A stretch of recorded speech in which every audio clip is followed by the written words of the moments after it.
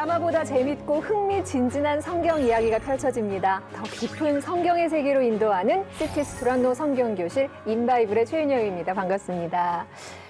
오늘은요, 조경호 목사님이 새롭게 자리를 해주셨어요. 아니, 우리 조경호 목사님은 맞습니다. 성도들이 예배만 잘 드려도 성경이 그냥 한 머릿속에 쏙 들어올 수 있도록 그렇게 강의 설교를 잘하는 분으로 알고 있는데, 그런 면에서도 우리 이제 방송만 봐도 저희 인바이블은 성경이 이렇게 머릿속에 쫙 펼쳐지게 만드는 그런 프로그램이거든요. 혹시 목사님 저희 인바이블 어떻게 보셨어요? 어떻게 생각하세요? 최근에 그 입체 성경 낭독 프로그램이 활성화되고 있는데 인바이블 이 프로그램 이야기를 듣고 이 성경 공부의 새로운 3D가 아니라 4D 성경 공부 방식이 도입이 돼서 성경을 좀 더 깊이 이해할 수 있는 그런 시간이 되겠다는 기대감이 있었습니다. 네, 감사합니다. 오늘 저희는 또 조 목사님 모셔가지고 더 기대가 됩니다. 자, 조경호 목사님과 함께하는 인바이블, 과연 오늘은 어떤 이야기들이 준비되어 있는지 다 함께 성경 속으로 들어가 볼까요? 인바이블!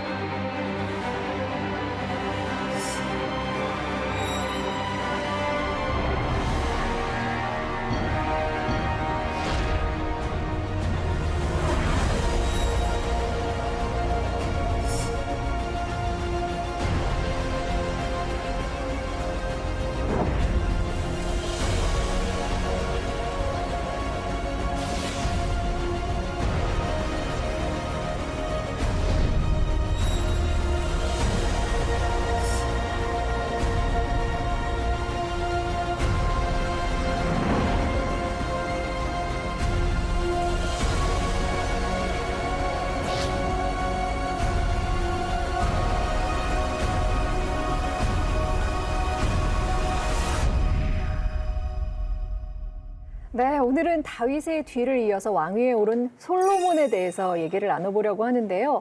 솔로몬 하면 꼬리표처럼 따라붙는 단어 하나 있습니다. 바로 지혜. 이성미 집사님은 솔로몬 하면 어떤 단어가 떠오르세요? 다 똑같이 생각하겠죠. 그리고 부모들이라면은 한 번씩은 기도할 때 하나님 우리 애들도 솔로몬처럼 지혜를 주시고 뭐 이런 기도 하잖아요. 근데 사실 솔로몬을 좋아하는 건 어떻게 보면 솔로몬보다는 갖고 있는 모든 물질적인 거 뭐 이렇게 부귀영화 이런 것들을 포커스를 둬서 기도할 때 부모들이 그렇게 기도하는 거 아닌가. 이스라엘 사람들은 솔로몬을 저희처럼 이 애들한테 이런 걸 좋아하는지 솔로몬처럼 되라 아니면 솔로몬이 정말 최고다 이런 얘기를 하는지 하임 형제는 솔로몬은 뭐 다윗처럼 이스라엘에서 인기가 많아요. 네. 뭐 모르는 사람이 없어요. 거의 완전 없어요. 네. 왜냐면 솔로몬의 지혜는 어디든 사람들이 알죠. 그렇죠. 그래서 우리도 성경에 대해 공부할 때 그 역할이 좀 임팩트 많이 있었으니까 우리는 그냥 이 인물에 대해 집중해요. 집중해서 공부하는군요. 그 정도네요. 그러니까요.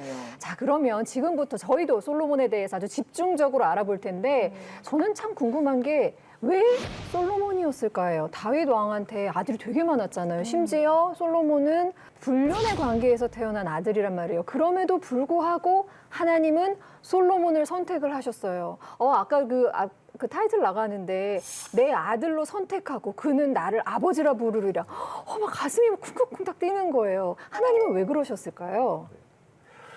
네, 하나님께서 그 다윗의 19명의 아들입니다. 아들이. 아내가 7명이고 그중에 10번째 아들 솔로몬을 다음 왕으로 지목을 했는데 다윗이 지목한 게 아니라 하나님께서 솔로몬을 선택하셨죠. 그래서 역대상 28장 5절에 여호와께서 내게 여러 아들을 주시고 그 아들 중에 내 아들 솔로몬을 택해서 이스라엘 여호와의 나라 왕위에 앉혀 이스라엘 다스리게 하고 하나님의 성전을 건축하게 했다. 근데 왜 솔로몬이었을까에 대해서 이제 궁금증이 많죠, 저희들은. 열왕기상 15장 4절 5절에 보면 하나님께서 다윗을 위해서 예루살렘에 등불을 주셨다. 그리고 예루살렘을 견고하게 하셨다. 근데 그 등불이 누구냐 하면 불륜의 아들, 불륜의 관계에서 태어난 솔로몬입니다. 그래서 바로 15장 5절에 다윗이 햇사람 우리아의 일 외에는 평생에 여호와 보시기에 정직하게 행하고 자기에게 명하신 모든 일을 어기지 않았다. 근데 평생에 단 한 번 우리아의 아내 밧세바와의 불륜. 그런데 그 아들 솔로몬을 예루살렘의 등불로 하나님이 주셨다. 여기에 이제 성전 신학이 있습니다. 뭐예요? 성전은 하나님이 죄인인 그 우리 자기 백성 가운데 하나님의 집을 세우시고, 그러니까 성전은 나는 너희랑 같이 살겠다라는 이제 하나님의 거하시는 집이잖아요. 하나님의 거주를 상징하니까.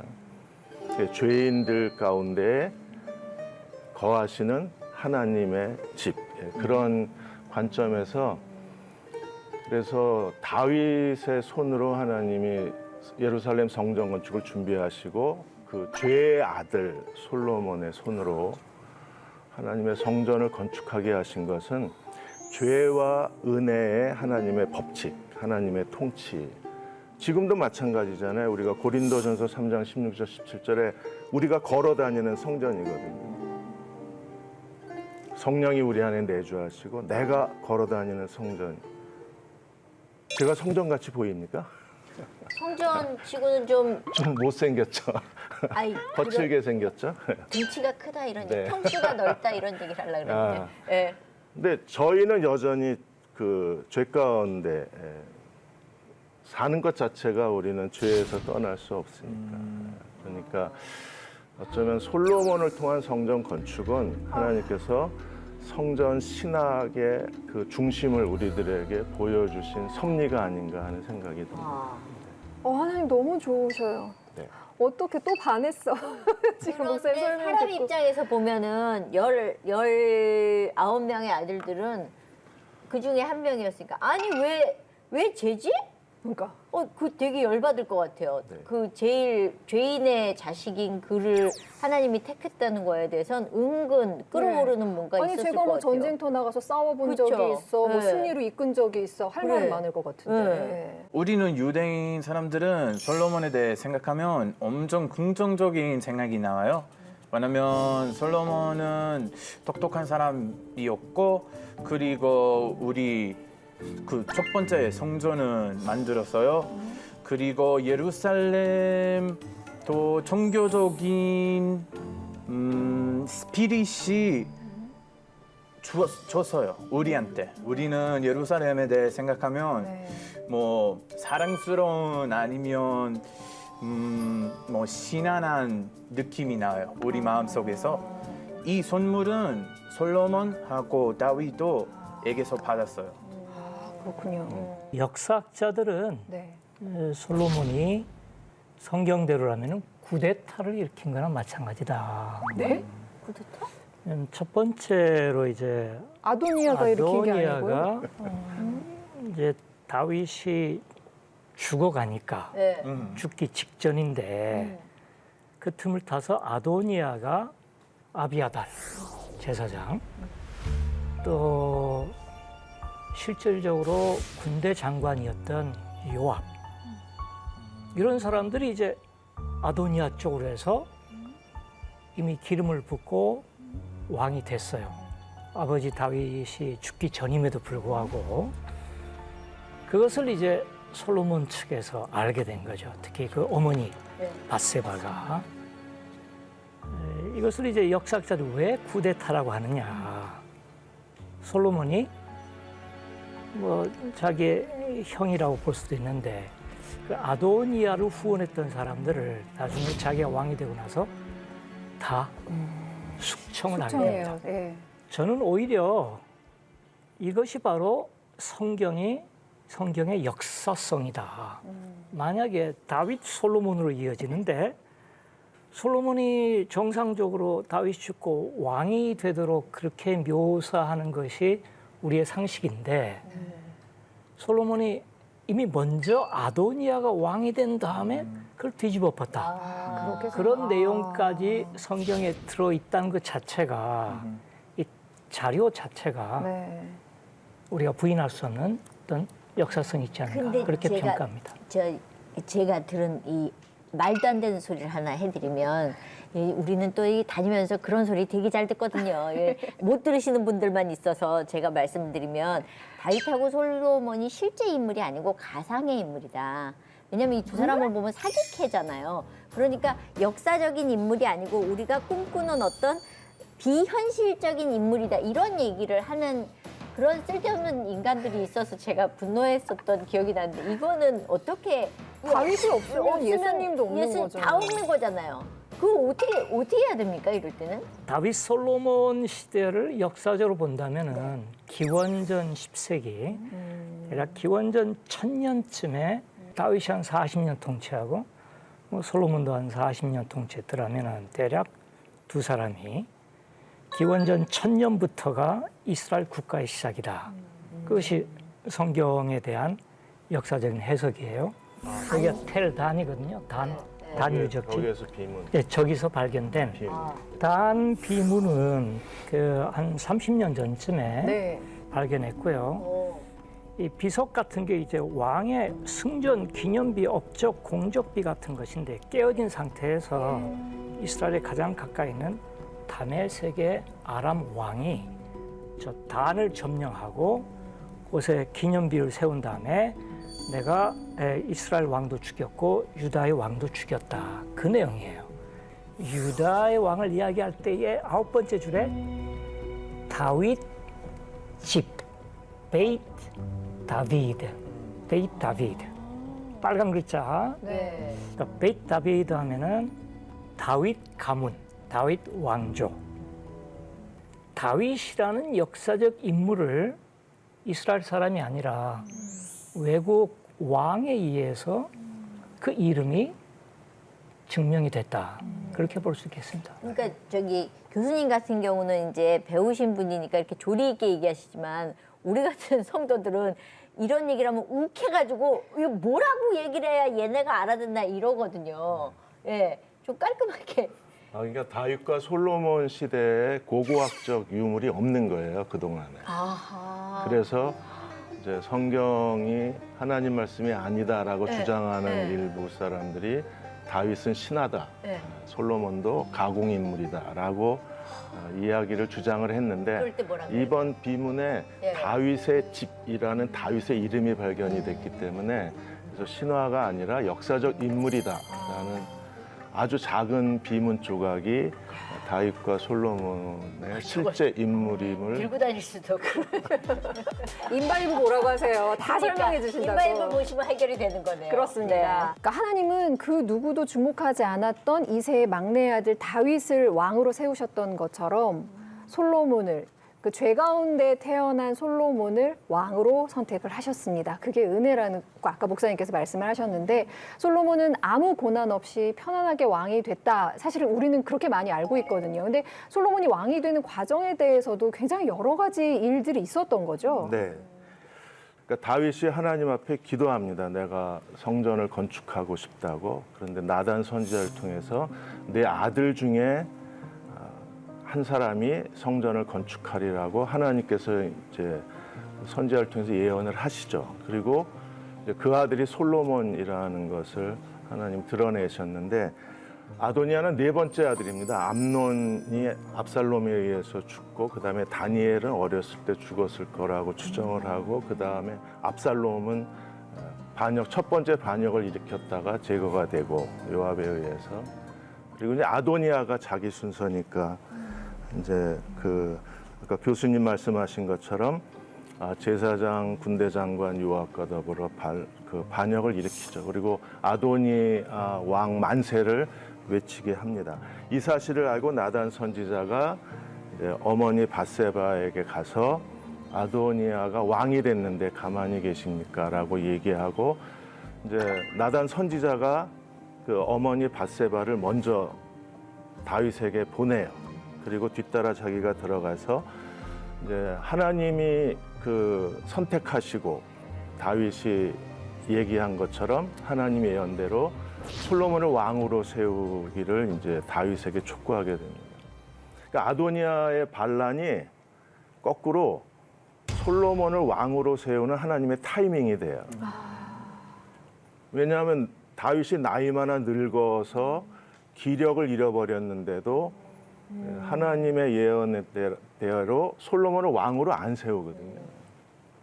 근데 이 일이 일어나고 이제 선지자하고 어머니의 역할을 통해서 이제 다윗이 솔로몬을 왕으로 세우는 즉위식을 직접 지시하고 그리고 솔로몬 왕의 만세를 부르라고 다윗이 그것을 전부 결정하게 됩니다. 그래서 아도니아가 반역을 일으켰지만 그게 오히려 하나님께서 솔로몬을 세우시는 결정적 계기가 되고 그 계기를 만든 게 이제 선지자하고 어머니. 그러니까 밧세바의 역할이 굉장히 컸죠. 잠언서에 보면 사람이 자기 일을 뭐 계획할지라도 일을 성취하시는 분은 여호와시다 이런 말이 있는데 네. 딱 정말 이 상황하고 들어맞는 것 같아요. 교수님이 보시는 이 과정은 어떻습니까?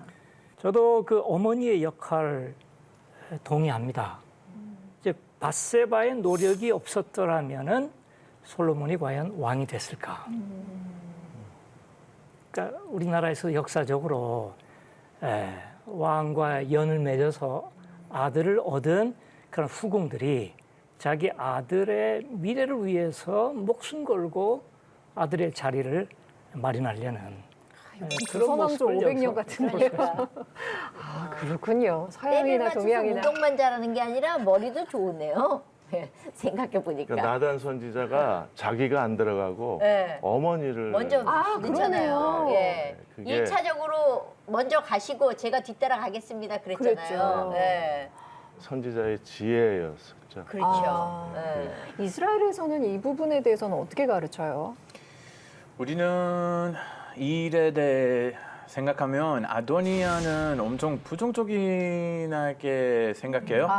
왜냐면 아도니아는 다윗은 아직은 살아 있으면서 아도니아는 그 자부심으로 제가 지금 뭐 다음 왕으로 될 수도 있어요. 그런 생각이 들어갔으니까 그 아도니아는 이미 그 왕 되는 것을 축하했어요. 그리고 아도니아는 요압의 그 지지가 있었어요. 네. 그래서 우리도 요압에 대해 생각하면 요압은 몰래 비밀스러운 일이 많이 했어요. 그리고 그 아도니아 지지하는 그 행동은 이것도 좀 몰래 했어요. 그래서 우리 요압에 대해 좀 그런 부정적인 생각이 또 들어가요. 그러니까 우리아를 죽인 게 요압이거든요. 다윗이 시켜가지고. 사주했지만 솔로몬이 왕이 되면 제일 불리한 사람이 요압이에요. 그렇죠. 그러네. 반역을 일으킬 수밖에 없죠. 그렇구나. 그거는 생각을 예, 못했어요. 요압은 아도니아 편에 설 수밖에 없어요. 얽히고 설켜서 솔로몬이 이게- 왕이 되는 순간에 자기는 네. 죽은 목숨이. 정치네요, 이게 정치. 그러니까 이게 어디 줄을 내가 서야지 살 수 있나까지 생각을 해가지고 지금 이런 건데 네. 사실은 저는 이걸 보면서 하나님의 생각은 우리하고 늘 다르시고 뭐 다윗이 뽑힐 때도 걔는 저 아들 취급 안 합니다. 그런 아이를 데려다가 왕을 세우셨고 솔로몬도 그 7명의 와이프들과 19명의 자녀들 중에서 솔로몬을 택하셨을 때 얼마나 수군대고 얼마나 시끄러웠을까. 그런 가운데서도 하나님이 솔로몬을 세우셨고 저는 이걸 보면서 요새 아이들을 많이 생각했어요. 요새 아이들이 많이 힘들잖아요. 야 얘는 공부도 못해. 얘는 뭐 야 너는 어디다 갖다 쓰냐 이런 아이들이 지금 연예인이 돼서 뭐 이제 잘 되는 아이들도 있고 그런 걸 보면서 저는 그런 생각이 들었어요. 우리가 버린 아이들. 야 쟤는 부모지만 쟤는 어떻게 할 수 없어.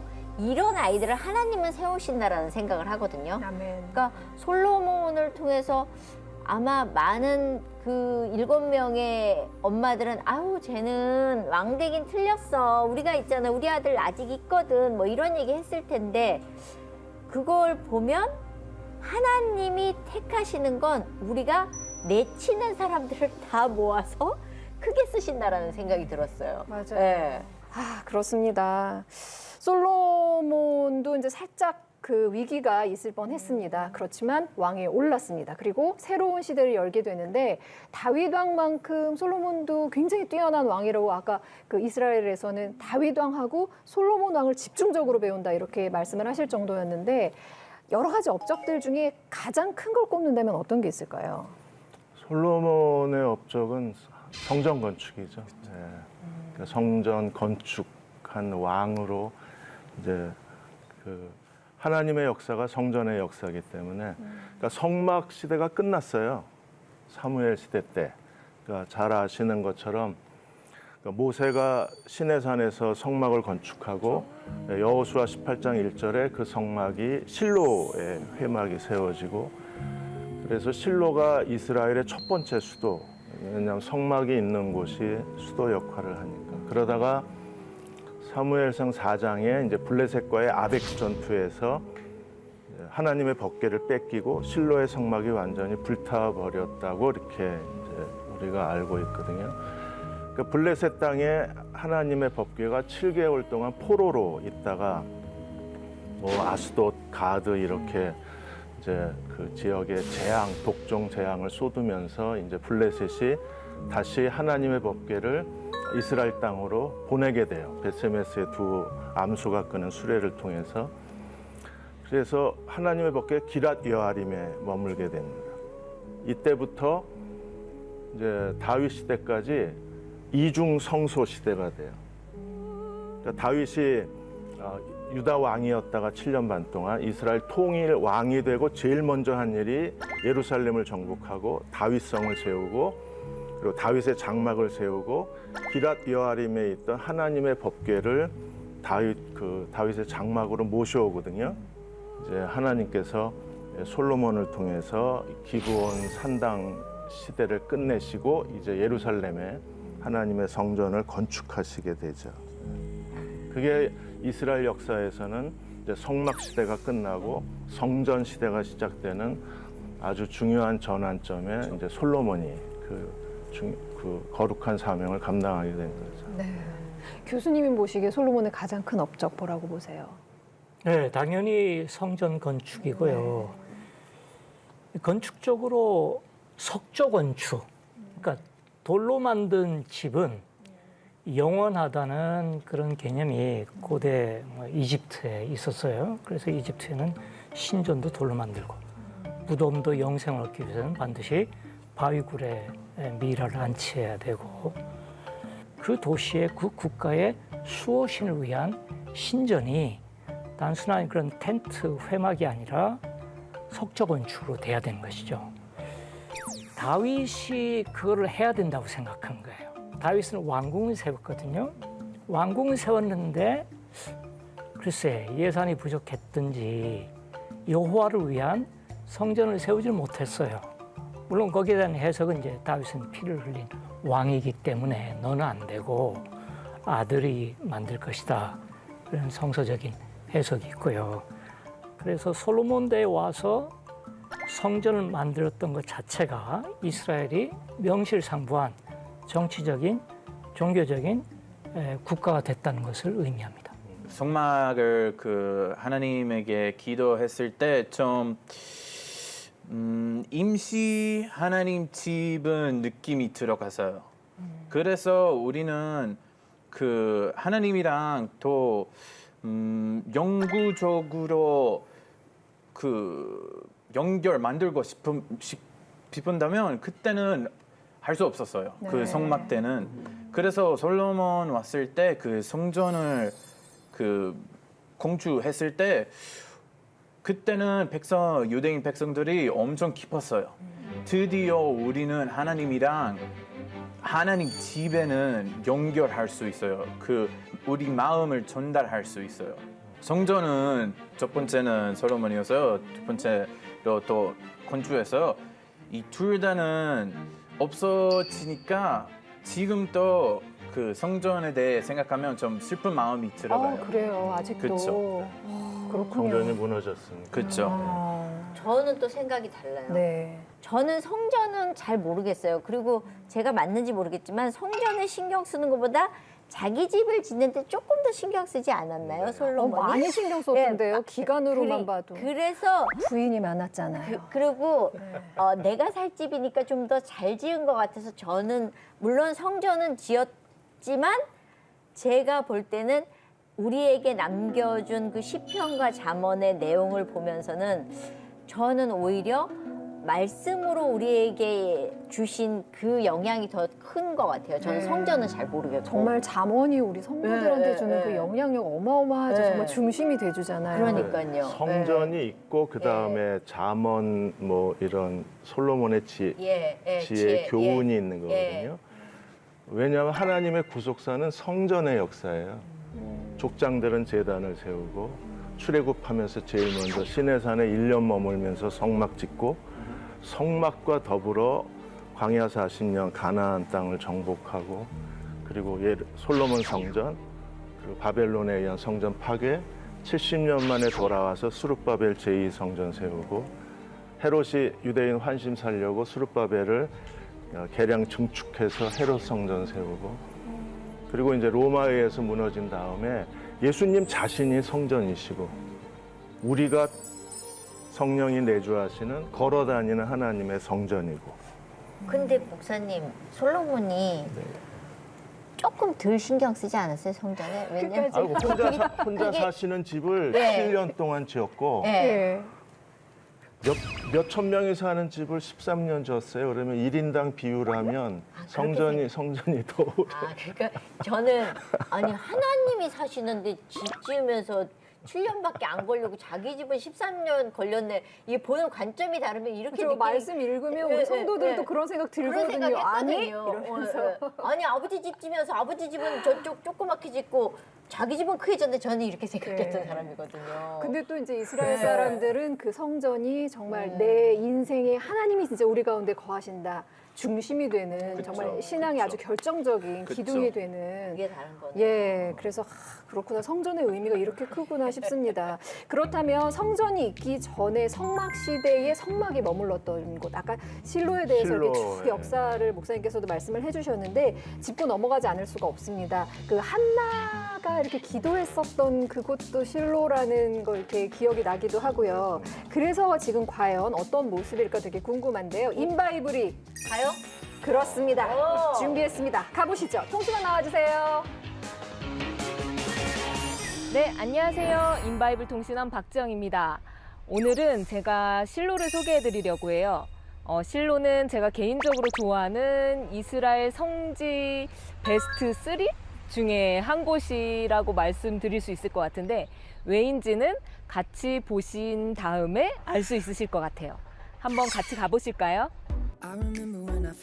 실로는 예루살렘에서 족장의 길이라고 알려진 60번 도로를 타고 북쪽으로 한 40-50분 정도 차로 달려가면 나오는데요.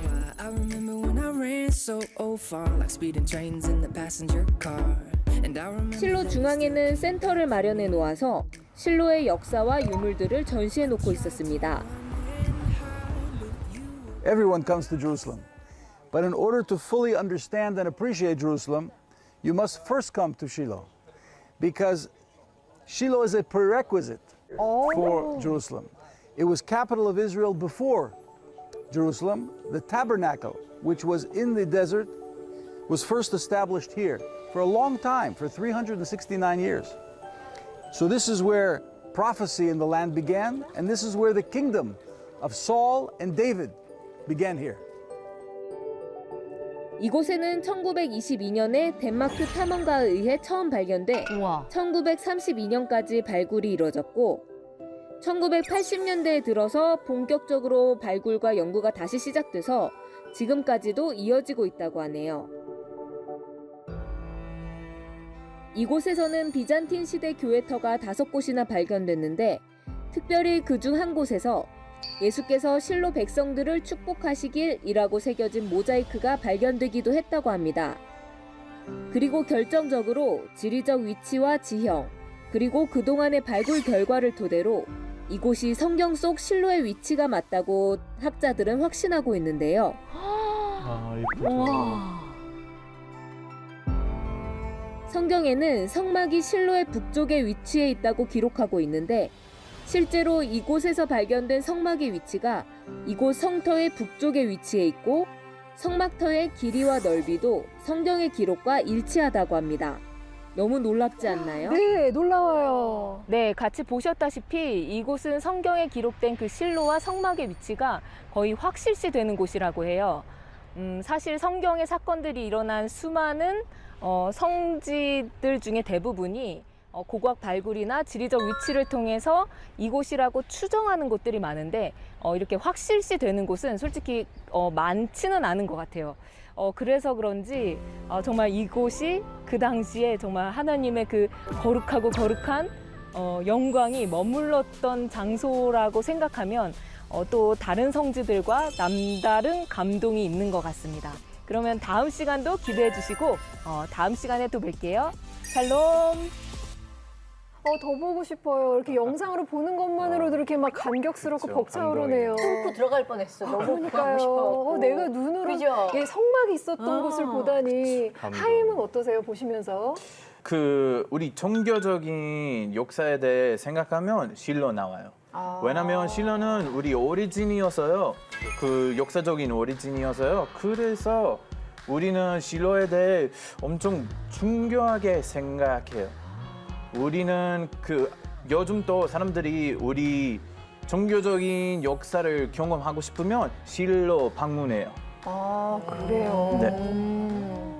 지금의 건축 기술이 사실 그때는 전혀 없었잖아요. 근데 당시에 그 성전을 건축했다, 그것도 이렇게 아름답게 지었다라고 생각하면 정말 대단한 일을 한 건데, 솔로몬이 사실 그때가 20살이었다고 그러더라고요. 정말 어리고 어린 청년의 나이였는데, 와, 이걸 어떻게 해냈을까, 이런 생각도 들고, 대단해요. 이게 어떻게 가능했던 걸까요?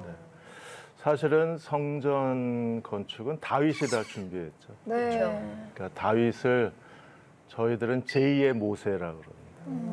그러니까 신의 산에서 모세가 하나님의 산에서 성막의 모든 설계 그리고 모양, 크기, 무게 다 받아가지고 와서 부살렛 오홀리압 그 지혜로운 사람들을 통해서 성막을 건축하고 성막과 더불어 12지파가 동서남북으로 진영을 갖추고 이제 가나안 땅으로 가잖아요. 그런 것처럼 다윗이 성막의 모세처럼 성전의 모든 걸 다 준비해요. 첫째가 일단 예루살렘. 그렇죠. 예루살렘을 여부수 족속을 이제 통일 왕이 되고 제일 먼저 예루살렘을 정복하고 이제 예루살렘에 다윗의 장막을 세우고 그곳에 이제 하나님의 성전 터를 준비하는데 그 성전 터가 역대하 3장 1절에 보면 오르난의 타작마당.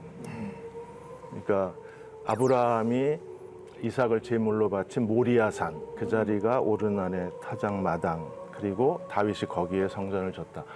그러니까 오르난의 타작마당은 우리가 잘 아는 것처럼 사무엘하 24장에 다윗이 인구조사를 하다가 하나님께 저주받은 곳이었거든요. 네. 그러니까 세 가지 옵션 중에 하나 선택하라고 그러시죠. 7년 가뭄, 그 다음에 석 달 동안 도피 생활, 3일 전염병.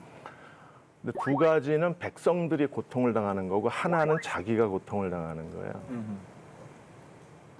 그러면 저 같으면 그냥 제가 석 달 도피 생활을 하지. 그러니까 저도 이 부분이 7년 동안 백성이 가뭄을 겪거나 3일 동안 전염병에 죽거나 그렇게 안 할 텐데 다윗이 3일 전염병을 선택해서 기간이 짧아서 그런 거 아닐까요? 한번 가서 물어보고 싶어요. 왜 그랬는지.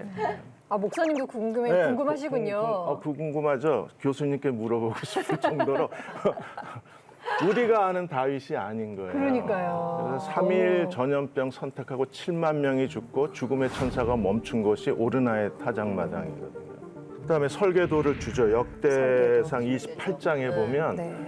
그러니까 하나님의 감동을 받았다는 게 두 번 고백이 돼요. 하나님이 내게 보여주셨다. 모세도 하나님이 보여주셨다 그랬고 다윗도. 그래서 모든 설계도를 솔로몬에게 넘겨요. 그러니까 설계도만 넘기는 게 아니라 아시는 것처럼 백성들이 성전 건축 헌금을 다 거두게 하고 다윗이 먼저 드리는데 그 다윗이 드린 금액이 오빌의 금 3천 달란트, 수는 7천 달란트를 내가 하나님의 성전을 사모함으로 개인 재산에서 다윗이 먼저 드려요. 1달란트가 얼마나 되나 지금 2022년 하루 시급 9,160원을 계산으로 하면 1달란트가 무려 130억이에요. 그러면 3천 달란트는 금만 39조를 드린 거예요, 다윗이. 2022년 시세로.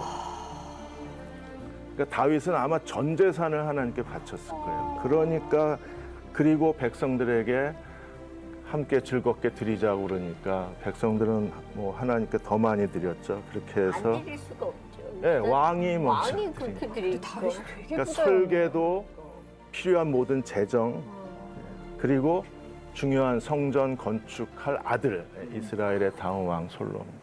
그러니까 저는 이 하나님의 성전 건축을 준비하는 다윗의 과정을 보면 우리아의 아내 밧세바의 범죄로 인한 솔로몬, 인구 조사로 인한 다윗의 또 다른 큰 범죄가 인구 조사인데 그 말년의 그런 범죄로 인해서 성전 터 하나님께서 그렇게 다윗을 시킨 건 아닙니다.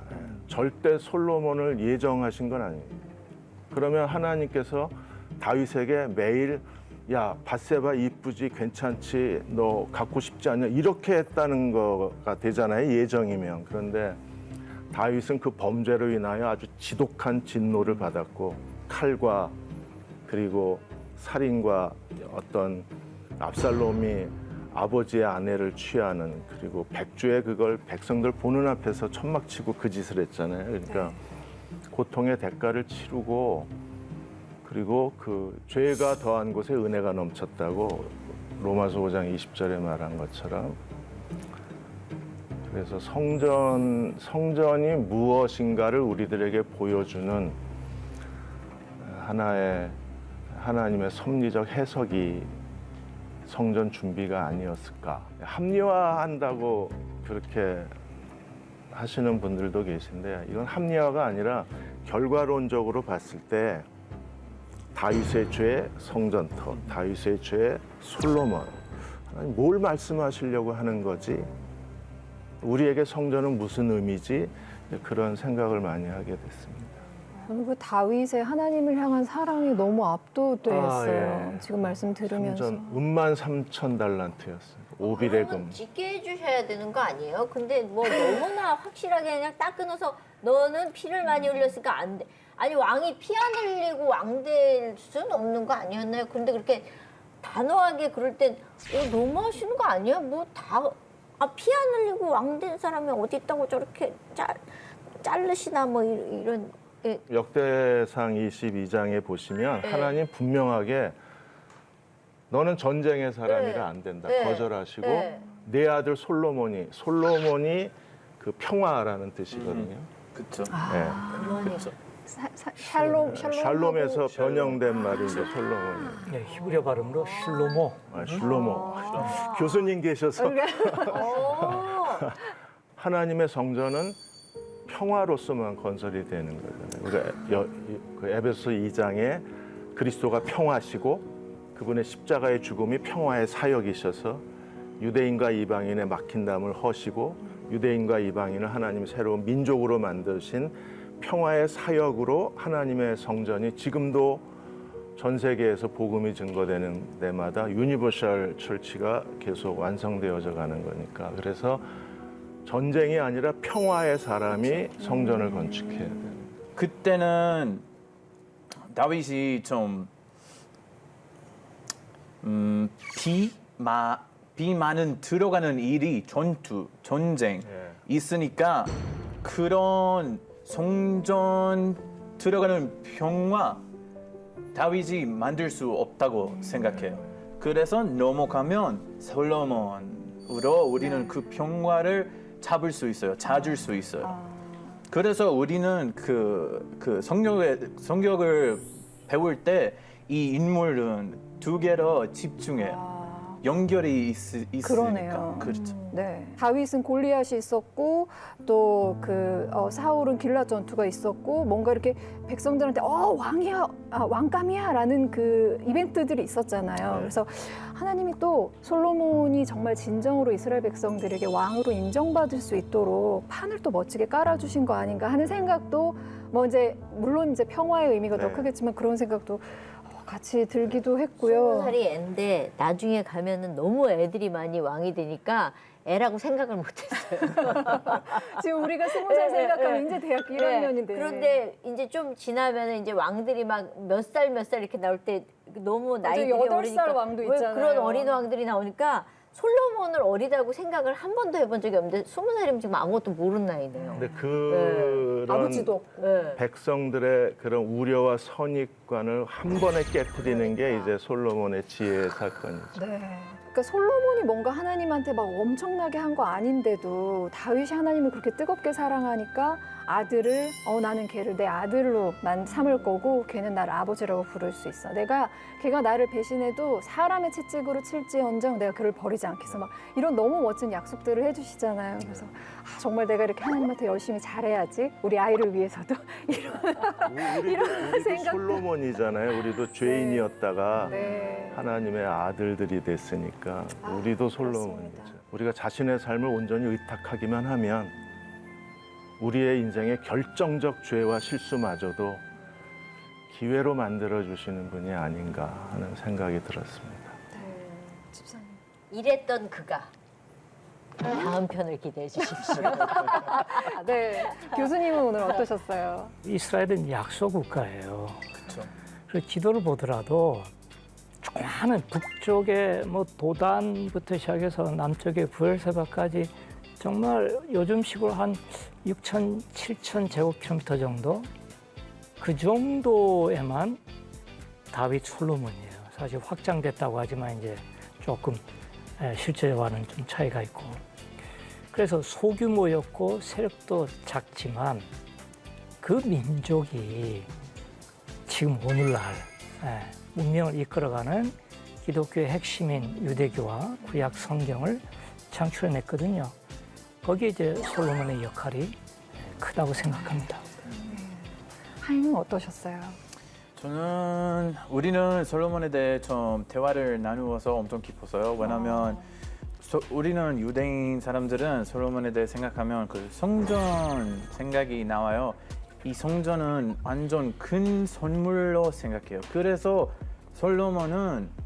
우리는 솔로몬에 대해 생각하면 엄청 고맙게 생각해요.